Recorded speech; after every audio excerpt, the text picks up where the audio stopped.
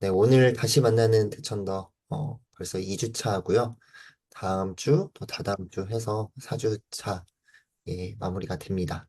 오늘은 토지와 경제정의, 예, 제 1부, 토지와 경제에 대한 성경의 가르침을 가지고, 같이, 책의 내용을 먼저 제가 발제를 하고, 그다음에 이야기를 나눠보도록 하겠습니다. 네, 먼저, 한국어판 출간에 붙여, 네, 한국어판 서문의 글을 제가, 서문의 한 구절을 제가 가져와 봤는데요.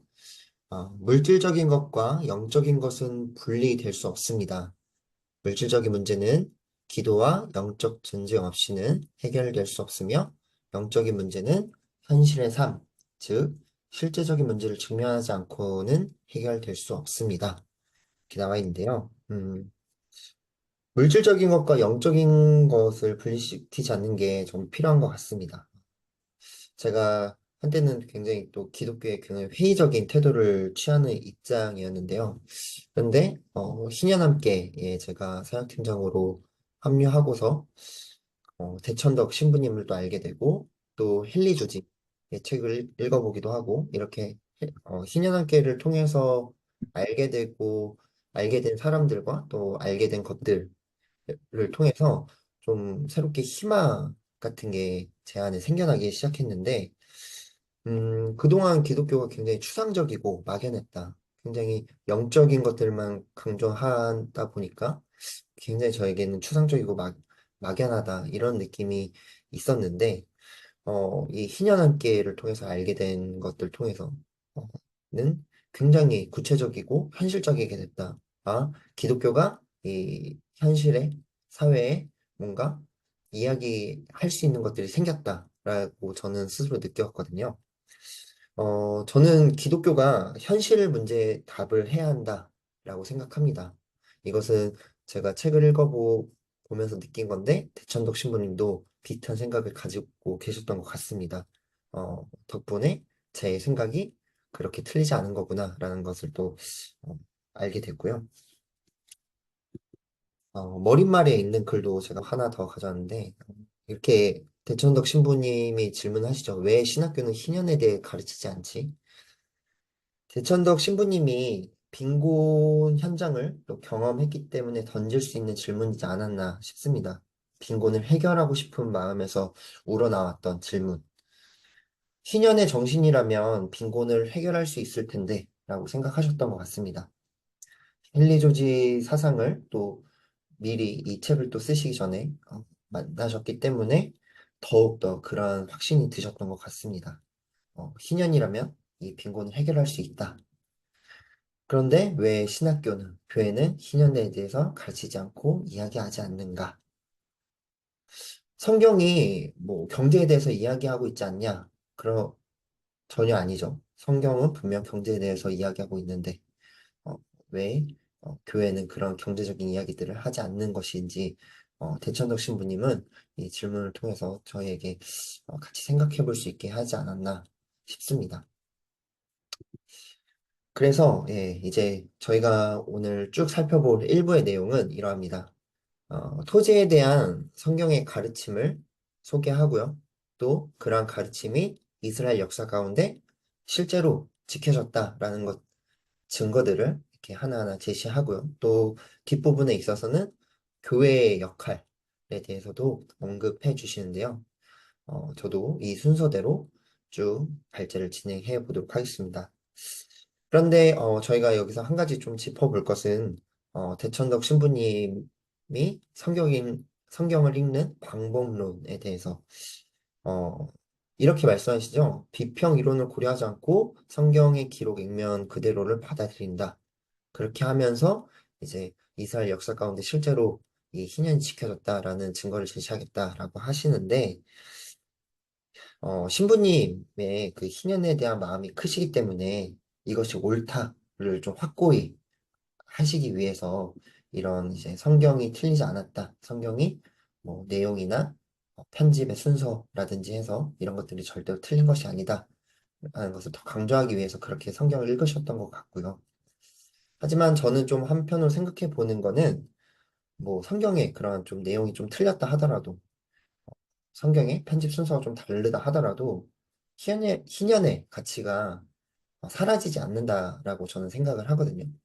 어, 뭐 성경을 썼던 편집자들이나 기록자들이 어, 실제로 이게 지켜졌든 지켜지지 않았든 나는 이걸 기억하고 있다. 후대에 너희도 이거를 같이 좀 알았으면 좋겠다 해서 성경을 썼을 것 같기도 하고요. 그런 마음을 이해한다면 뭐 두 가지의 이제 대천덕 신부님처럼 읽는 방법도 또 제가 생각하는 성경 읽기 방법도 둘 다 가능하지 않을까 싶습니다. 네, 이제 본격적인 내용으로 들어가세요. 이제 희년의 표지법 조항에 대한 소개가 나오는데요. 여러 가지 의미와 방식들이 책에 나와 있습니다. 이것들은 아실 것 같아서 넘어가도록 하고요. 레위기 25장 전반이 희년에 대해 소개하고 있고, 특별히 23절의 말씀이 이 희년의 기본 전제라고 할 수 있을 것 같습니다. 토지는 하나님의 것이라. 이것이 전제되어 있기 때문에 희년이 성립될 수 있지 않나 생각을 해보게 되고요.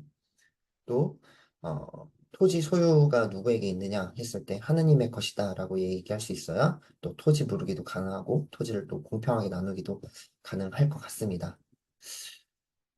그러면서 저는 또 하나 또 이 깊게 숨겨진 의미를 하나 좀 찾아봤는데, 공동의 소유를 확실히 하기 위해서 토지는 하나님의 것이다라고 이야기하지 않았을까라고 저는 또 생각을 해봅니다. 음, 그러면서 제가 한 가지 또 주목했던 것에 있어서는 이 성경에서 우리가 토지를 팔다, 뭐 토지를 산다라고 했을 때 사실은 이게 그냥 우리가 일반적으로 생각하는 사고 파는 그런 개념이 아니라 임대의 개념이다.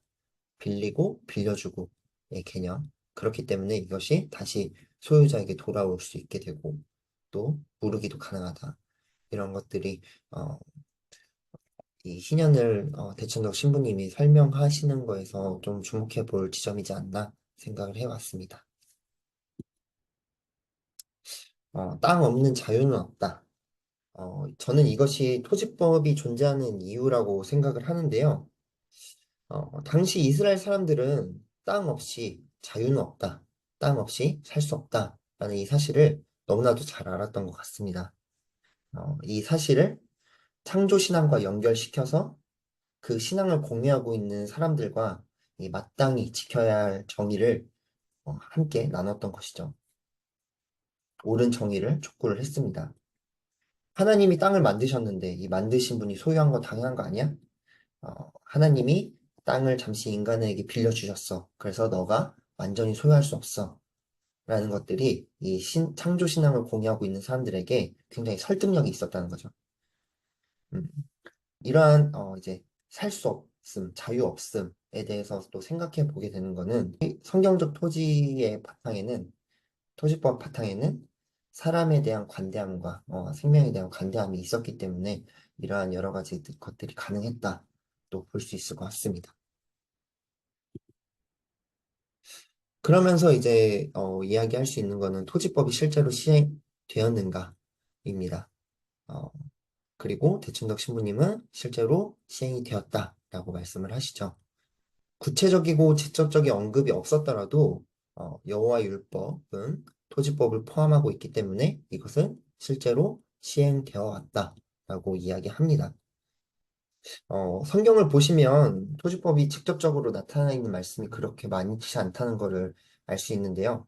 뭐 희년, 나팔, 자유의 해, 무르기 등 이런 희년과 관계된 단어들과 주제들이 구체적으로 언급되어 있는 것을 찾아보기는 힘든데, 그러나 여호와의 율법은 이 토지법을 포함하고 있기 때문에 여호와의 율법을 지켜라 하는 그 말 안에는 토지법을 지켜라 라는 이야기가 들어있다는 거고, 또 그러면서 여호와의 율법을 지키는 사람들에 의해서 이 토지법이 지켜졌고, 여호와의 율법을 기억하는 사람들에 의해서 이 토지법이 전해지고 이어져 왔다라고 대천덕 신부님은 말씀하고 계십니다.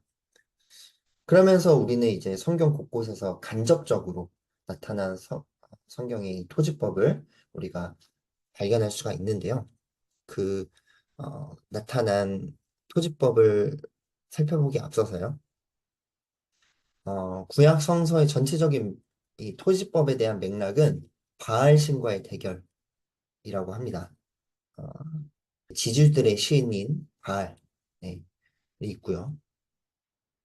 지주들의 신으로 여겨지는 바알인데 이 바알신을 믿는 나라와 여호와를 믿는 이스라엘의 직접적인 대결과 또 더불어서는 이스라엘 내부에서도 이 여호와를 바알신으로 대처하려는 움직임이 발생하고 있었는데 그 안에서의 내부적인 대결들 이 이야기가 구약 성경 전반에 나타나 있다는 거죠.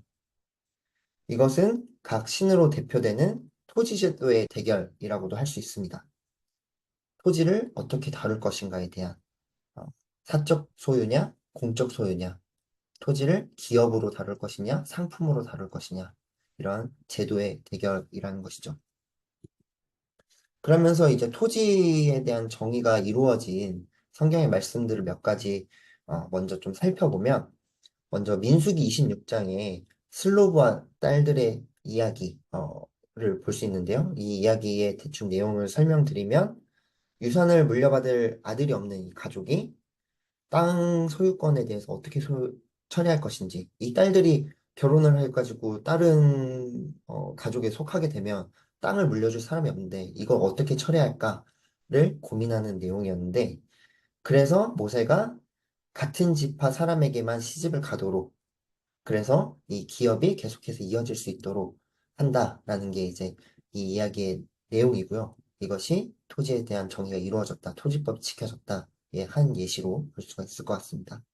또한 룻 이야기, 예, 고엘 제도죠. 물을 수 있는 토지의 소유를 친척에게 넘김으로써 토지법이 정한 토지 소유를 지켜냈다라는 이야기. 그리고 다윗의 이야기에서도 어, 다윗이 정복 전쟁을 할 때, 원래 하나님께서 분배해 주시기로 한 땅들을 정복함으로써 사람들에게 분배를 했다라는 것과 또, 어, 나발을 대신해서 갈렙 가문의 유산을 상속한 나발의 아내를 데려옴으로써 유산을 상속하게 됐고요. 또, 사울이 죽고 나서 그 사울의 자녀인 무비보셋에게 그 사울의 토지를 되돌려줬다는 이야기, 또 드고아 여인 아들의 처형을 면제해주는 것에 대한 이야기, 이러한 이야기 속에서 성경의 토지법들이 간접적으로 나타나고 있다. 토지의 정의가 지켜지고 있다라고 대천록 신부님이 소개를 해주고 계시고요. 그러면서 이 반대로 또 토지에 대한 불이에 대한 이야기도 있을 것입니다. 토지에 대한 불이를 나타내는 사건들도 성서 곳곳에서 나타나는데, 특별히 신부님은 나봇의 포도원 사건을 아주 이 대표적인 토지에 대한 불이 사건으로 지목을 합니다. 아합이 이스르엘이라는 지역에 왕국을 건설하고 싶었는데, 그곳에 포도원을 가지고 있었던 나봇이죠. 어, 그 포도원을 아합이 탐냈고 아합이 그것을 팔아라 라고 했을 때 나봇은 그것을 절대 팔 수 없다. 이것은 하나님의 기업이기 때문에 내 소유가 아니다. 이것은 우리 가문 전체의 소유다 라고 하면서 거절을 하죠. 결국에 나봇은 죽임을 당합니다. 아합에게.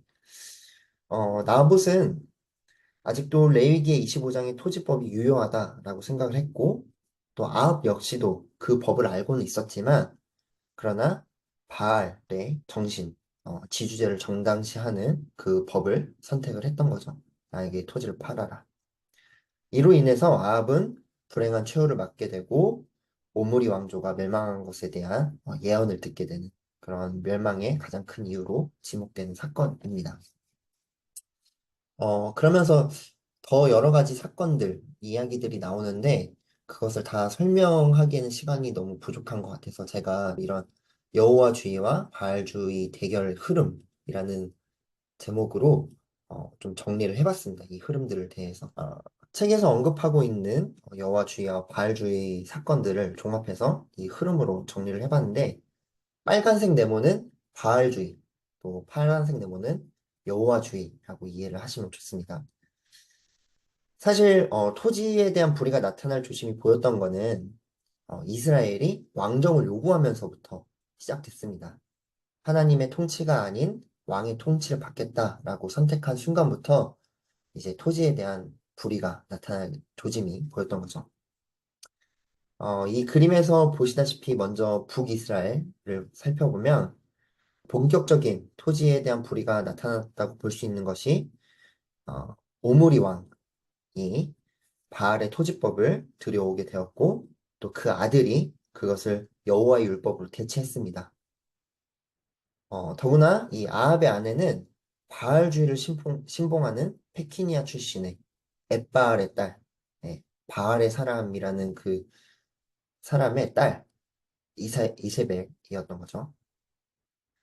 이 바알주의는 토지 소유를 긍정하면서 포갑적인 지주들을 존재케 했고 농민들을 착취하는 것을 인정하도록 했습니다. 이에 대한 하나님의 평가는 보시기에 악했다. 그래서 악한 왕들로 이렇게 지목이 되죠. 이후에 예후가 등장하면서 혁명을 일으키고 다시 여호와의 토지법을 회복시키는데 하지만 이것은 오래 지속되지 않고 다시 여로보암 2세가 됐을 때 바알주의가 여호와주의의 자리를 빼앗고요. 그러면서 이제 북이스라엘이 멸망의 길로 들어섭니다. 네, 남유다의 흐름도 제가 이렇게 정리를 해봤는데요. 흐름도 한번 살펴보시면 북이스라엘의 아합 때에 여호사밧이 왕이 됩니다. 네, 이미 북이스라엘은 바알주의가 성행했지만 여호사밧은 엘리야 선지자의 영향을 받으면서 바알주의를 거부하고 여호와주의를 강화했습니다. 하지만 이런 여호사밧의 노력에도 그의 아들 여호람이 그 모든 것을 망치게 되죠. 그는 아달랴라는 사람과 결혼을 하는데 이 아달랴는 북이스라엘의 그 아합 왕의 누이였고 예후가 혁명을 일으키면서 아합 그 오므리 왕조를 물리치는데 그 물리치는 가운데서 이제 혼자 남유다로 피신 와서 여호람과 결혼했던 거죠. 성경의 평가는 이 둘 다 모두가 악인이었고 철저히 여호와 주의를 배격했다고 합니다.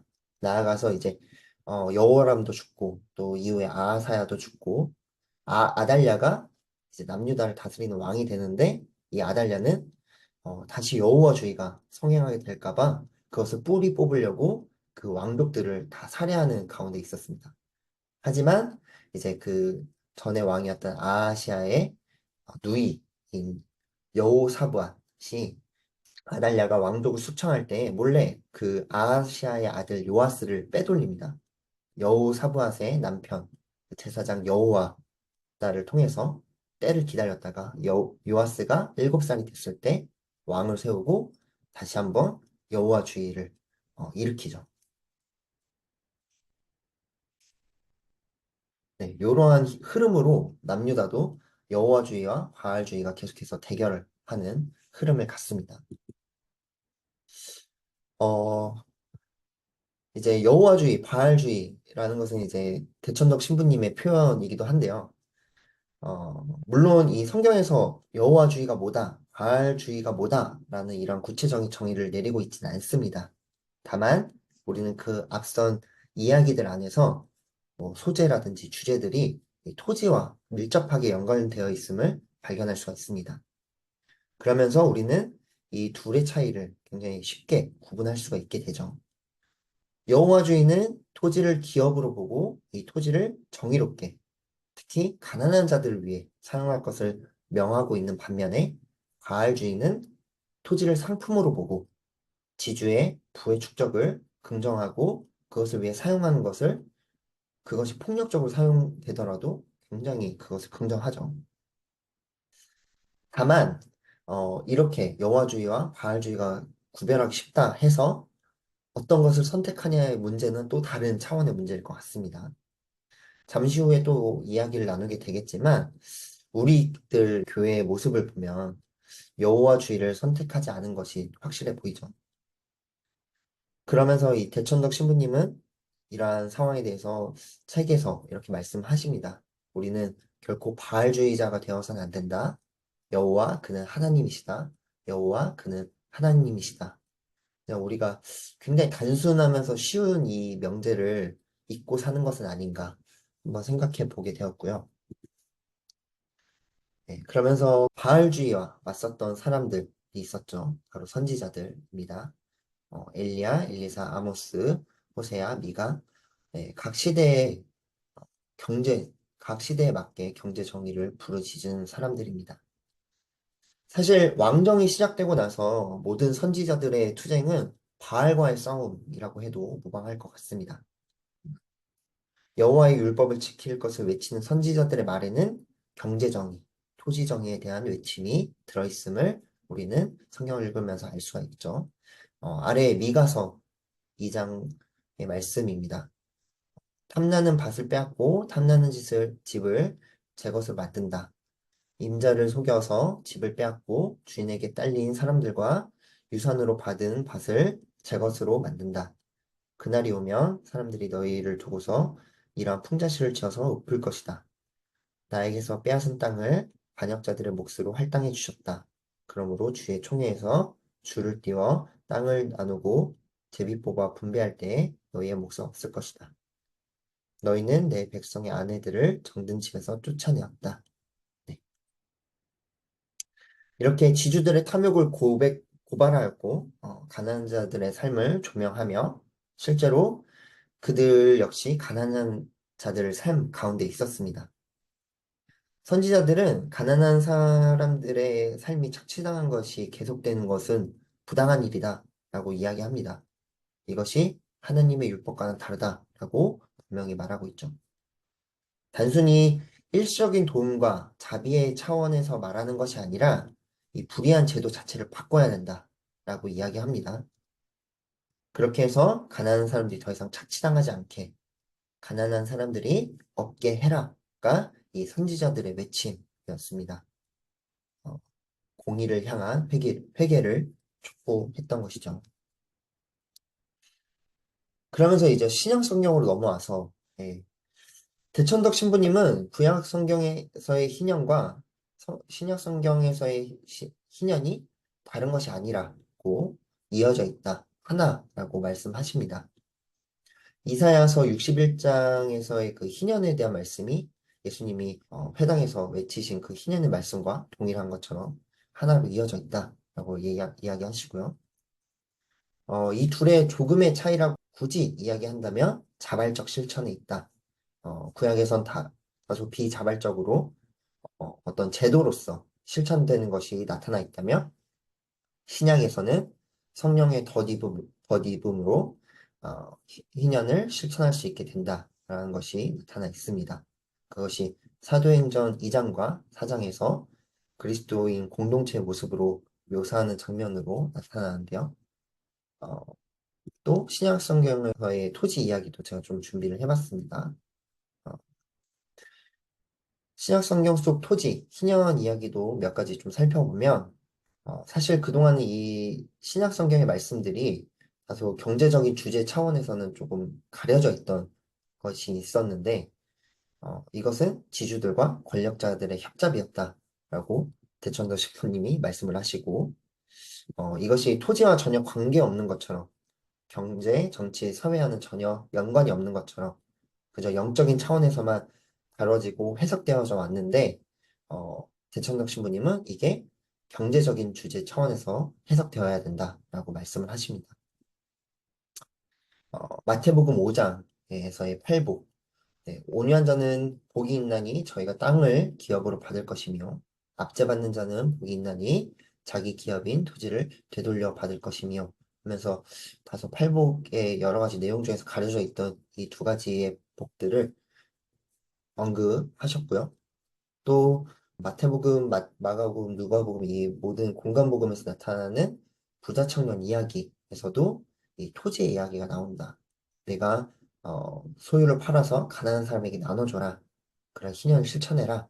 이 희년의 이야기가 나타났다라고 이야기하고 있고 그리고 아까 이야기했던 누가복음 4장에서 예수님의 희년 선포라든지 또 어, 오순절 성령 사건 이후로 그리스도인 공동체들이 어떻게 했는지 서로 함께 지내며 공동으로 소유하고 나누었다라는 것이 기록되어 있는 이 사도행전 2장, 4장의 말씀들도 희년의 이야기다, 토지의 이야기다라고 대천덕 신부님은 소개하고 계십니다. 그러면서 대천덕 신부님은 신약의 주요한 주제인 은혜, 자유, 대속 등 이러한 주제들은 모두 구약의 토지법에서 유래됐다라고 언급을 하시는데요. 저도 이러한 대천덕 신부님의 말씀에 전적으로 동의하고 있습니다. 어, 이 주제들은 뭐 하늘에 떠 있는 두루뭉술하고 애매한 그런 모호한 단어들이 아니고 땅에 발붙여 있는 구체적이고 현실적인 단어들로 다루어져야 한다는 것이죠. 우리가 기쁜 소식이라고 하는 이 복음을 설명할 때도 예수님이 십자가에 달려서 죽으셨어. 그래서 내 죄가 씻겼어. 용서됐어. 그래서 구원을 받았어. 라고 하는데 이게 사실 기쁜가? 라고 했을 때 저는 사실 좀 어, 기쁘지가 않았거든요. 근데 기쁘다고 하니까 기뻐해야 했던 그런 시절도 있었는데 이게 대체 어떤 구원이고 이게 왜 기쁜가를 생각했을 때 아, 이 복음은 좀 다른 차원에서 생각해야 되는구나. 현실적이고 실제적인 것으로 좀 생각해야 되는구나. 저는 생각을 해봤고 하나님의 아들이신 분이 사람의 몸을 입으셔서 이 땅에 오신 그 예수님의 그 성육신처럼 이러한 단어들에도 구체적인 현현이 있어야 되지 않을까라는 생각을 해보게 됐습니다. 그러면서 이제 교회와 토지에 대한 이야기로 나오는데요. 우리가 모두 느끼고 있다시피 오늘날 교회는 토지법을 잃어버린 것 같습니다. 어, 진정한 회개 없는 그냥 회심한 지주들의 교회가 되었고요. 지주들의 도구가 되었습니다. 지주들은 이 교회 안으로 들어오면서 자신들을 위협하는 것들을 모두 제거해버렸죠. 구약 성경에 아까 소개했던 이세벨이나 또 아달랴는 직접적으로 여호와주의를 공격했지만 오늘날의 이 지주들, 오늘날의 이세벨과 아달랴들은 교묘하게 이 여호와주의를 포장지로 해서 실제로는 바알주의를 교회 안으로 들여왔습니다. 그러면서 이것을 여호와주의라 하고 속이죠. 이제는 더 이상 그것을 직접적으로 뭐 반박하거나 하는 것들이 되게 어렵게 되어버렸습니다. 바알주의에 잡아먹힌 교회의 모습이죠. 대천덕 신부님이 또한 또 교회 역사들을 또 이야기를 하시는데, 교회가 지주들과 타협하게 되는 과정들을 쭉 설명하였습니다. 콘스탄틴 황제를 통해서 국가와 손잡은 기독교의 역사, 그러면서 지주들의 종교가 되었고, 바알 종교가 되었다부터 해서, 식민, 또 제국주의와 이 기독교가 결탁하게 되면서, 또한 이 식민지 지역에 이슬람이 생겨난 그러한 역사들도 토지는 알라 것이다. 이런 슬로건을 내건 이슬람이 생겨났다라는 것도 설명하시고요. 또 16세기 한참 종교개혁이 일어났을 때 제세례파가 토지법을 요구했을 때 가톨릭과 개신교가 모두 그들을 박해했다는 사실. 종교의 진정한 문제는 믿음이나 교리의 문제가 아닌 토지의 문제였다라고 대천덕 신부님은 말씀을 하고 계십니다. 네, 제가 책 속의 한 구절을 가져와 봤는데요. 성경이 말하고 있는 바를 이렇게 간단하게 정리를 하신 것 같습니다. 이 말씀대로라면 오늘날의 교회는 실패했다 볼 수 있을 것 같습니다. 복음이 없는 죄악의 상태이고 실수하고 있고 회개를 해야 하는데 회개하지 않습니다. 용서를 구하지도 않고 복음을 제대로 전하지도 않습니다. 복음은 가난한 자, 압제받는 자, 절름발이 이들을 위한 것이라고 성경 말하고 있는데 오늘날의 교회는 이러한 복음을 잃어버린 상태라는 거죠. 그러면서 이제 교회가 토지에 대해서 어떤 태도를 취할 것인지를 어, 대천덕 신부님이 말씀하고 계시는데 교회가 반동이 될지 꽂아놓은 보리자루가 될지 혹은 혁명적인 역할을 하게 될지인 것 같습니다. 그냥 지금처럼 바알주의에 잡아먹힌 상태라면 꽂아놓은 보리자루 아니면 뭐 썩은 보리자루일 수도 있겠죠. 또한 대천덕 신부님은 공의와 자비를 강조하시면서 하나님과 함께 행하는 것을 엄청나게 중요하게 여기시는데 어, 만일 하나님 없이 그 정의를 부르짖는다? 그것은 그냥 반동에 지나지 않을까 싶기도 하고요. 어, 전 세계 좀 약간 조지스트들이 약간 그런 모습, 이성주의자들, 합리주의자들이 약간 그런 모습이지 않을까. 어, 공의를 최우선시하고 자비를 행하고 겸손히 하나님과 함께 행한다면 분명 어, 이 분홍색 칸에 나와 있는 기도가 실제로 이루어지는 그런 혁명이 나타나지 않을까 싶습니다. 대천덕 신부님은 우리가 지금 이렇게 토지에 대해 관심을 갖고 토지의 정의를 부르짖는 이러한 일들이 굉장히 불리한 위치에서의 싸움이라고 말씀을 하시고요. 그것은 아무래도 강력한 지주들 때문에 또한 이미 세계 곳곳에서 여호와 율법이 시행되었지만 곧 바알의 제도로 대체되던 그러한 상황들을 보시면서 굉장히 불리한 위치에서의 싸움, 어려운 싸움이라고 하십니다.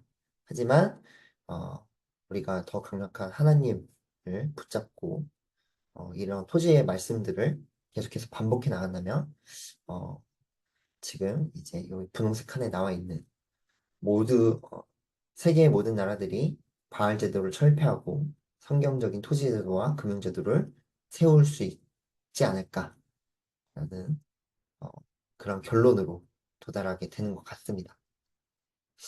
네. 일부의 발제를 제가 네, 나름 정리하면서 이렇게 좀 발표를 해봤고요. 마지막 PPT 장면인데요. 어, 이제 그 일부 안에 있는 토지와 경제정의에 소개된 이 토지와 관련된 성경 이야기들을 제가 조금 몇 가지 정리해봤고요. 이거를 4주차에 한번 같이 좀 읽어보면서 이야기를 나눠보면 어떨까 생각을 해봤습니다. 이 말씀 목록들은 제가 카톡방을 통해서 문자를 통해서 다시 한번 안내해드리도록 하겠습니다. 네, 이어서 발제를 마치도록 하겠습니다.